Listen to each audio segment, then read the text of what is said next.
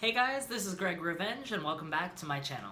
This video is all about choosing the right salon for you. As a new salon industry professional myself, this was a decision that I really had to think long and hard about. And so I kind of wanted to talk to you guys a little bit about how I went about the process, and lastly, of course, tell you guys where I ended up.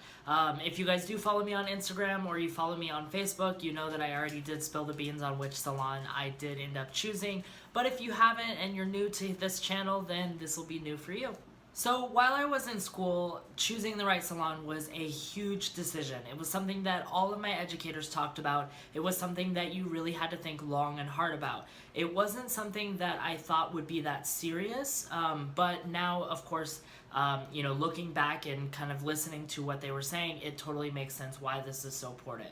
So a couple really huge reasons, of course, first and foremost is client retention.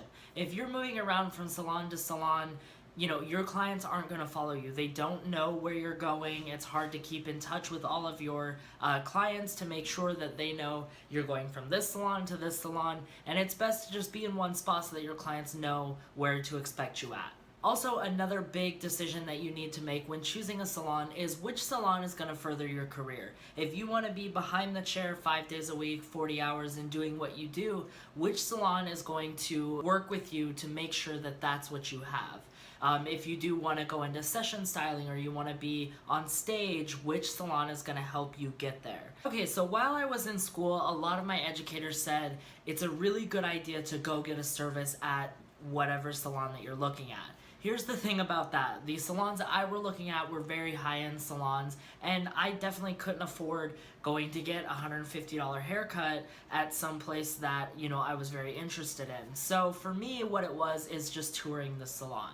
It's really important to be able to reach out to whomever is in charge of the salon, whether that be the owner themselves, or maybe they have an HR manager, or someone who's just in charge of hiring new people, but scheduling a time where you can go in and you can talk to the owners, you can talk to some of the stylists, and just kind of see what it's like day to day for each of those stylists. After meeting with these salons and talking to the owners or talking to someone, who's in charge of the salon or in charge of hiring, if you need to take time to think about it, take that time and think about it. Any salon that is worth your time will give you that time and space. If they're being very pushy, like I only have one spot to hire, those are really red flags, because a salon that is trying to get someone in really fast obviously has a very high turnover rate, and someone who is really waiting and wanting to work with you and wanting you in the salon, they will make time and they will make space for you whenever you're ready to choose that salon. This one, which I think is really important, is what is important to you. At the beginning, I kind of talked a little bit about what do you see yourself doing within the hair industry. I'm very interested in celebrity styling, red carpet styling, musicians. I really want to do like stage work as like a session stylist. For me, the salon that I chose, and I'm going to tell you guys in just a minute, it was really important to seek out stylists that were in that salon that were doing what I wanted to do, or the owner that was doing what I wanted to do and where I saw myself, and being able to treat those other stylists as mentors, or treat that owner as a mentor to me, and to be able to say, this is what this person's doing, I want to do something similar. I can go to them and say, hey, advice, or take me under your wings, show me how you do what you do, how you got to where you are, because I want to be doing something similar.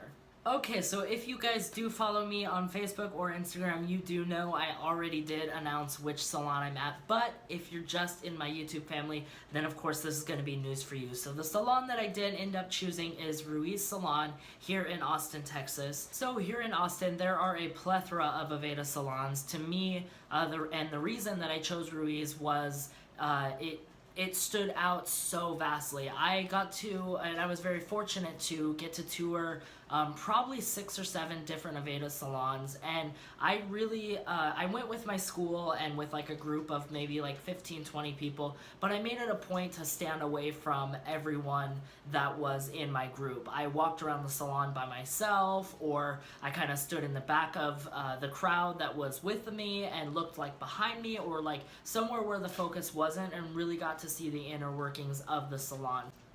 While we were at Rui's salon, it was really awesome for me to get to see that salon was specialized, meaning you either did cut or you did color. That to me makes so much sense, and someone who does both, while I totally commend the fact that someone can do both, it just makes sense to me that you choose one or the other because you can really hone your passion and, you know, really become an expert in one or the other. So for me, another huge reason that I did choose Rui's salon was because the owner himself. So if you guys are familiar within the Aveda culture world, the creative team is led by, I believe, 6 people, and that team is led by Antoinette Beenders. So if you imagine like a family tree, you have Antoinette Beenders at the top. So she is in charge of the styling, a lot of the photo shoots that they do. Whenever they do a NAHA presentation, she's the one that's in charge of that. She is a mastermind, and of course I'm going to be posting a lot of her pictures here so that you guys can see some of her work and what she does. But underneath her, there's a team of 5 people, I believe. If not 5, I think it's 6. But they are in charge of very specific things within Aveda as well. So you have someone who is in charge of hair cutting, you have someone who is in charge of hair coloring, someone in charge of makeup, someone in charge of styling, someone in charge of textured hair. So you have someone who's in charge of all of these different things, and I was so fortunate to get to be, or I guess choose, a salon that has one of those people at it. So Alan Ruiz, who is the creative director of hairstyling. So what that means is that any sort of ad or collateral you've seen with Aveda with styling, he probably has had his hands in it. All of the NAHA presentations that they've done for the past few years that I've even been looking at what they've been doing, is he has had his hands in it. So to get to work alongside of him every day and to get to like have him as a mentor is something that was a huge opportunity that I couldn't pass up. So I hope that this gave you guys a little bit of insight on how I chose the salon that I chose, and I cannot wait for myself to see kind of like where this industry takes me. But for you guys as well, my followers and subscribers, I hope that you guys are almost done with school or done with school and you guys are working on your state boards and getting yourselves into a salon. Reach out to me on Facebook and Instagram. I'd love to connect. So, until next time, see you guys.